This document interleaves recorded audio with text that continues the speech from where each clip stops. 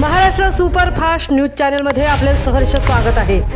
खास सत्याची धार लेखणीची महाराष्ट्रातील ताज्या आणि वेगवान बातम्या पाहण्यासाठी आपल्या हक्काचे चॅनल शेअर करा, लाईक करा आणि सबस्क्राईब करा। धन्यवाद। जुहू चौपाटीवर तेलाचा तवंग, पर्यावरण आणि सागरी जीवसृष्टीसमोर नवे संकट। मुंबईतील प्रसिद्ध जुहू चौपाटी किनाऱ्यावर पावसाळ्याच्या तोंडावर काळ्या तेलाचे थर पसरल्याचे धक्कादायक चित्र समोर आले आहे। समुद्र किनाऱ्यावरील वाळू तसेच समुद्राच्या पाण्यावर तेलकट तवंग दिसून आल्याने पर्यावरणप्रेमी स्थानिक नागरिक आणि फिरायला येणाऱ्या पर्यटकांमध्ये चिंता व्यक्त केली जात आहे।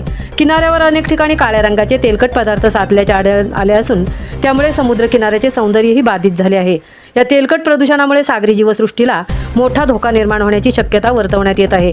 मासे, खेकडे, शिंपले तसेच इतर जलचरांच्या नैसर्गिक अधिवासावर याचा विपरीत परिणाम होऊ शकतो, अशी भीती पर्यावरण तज्ज्ञांकडून व्यक्त केली जात आहे।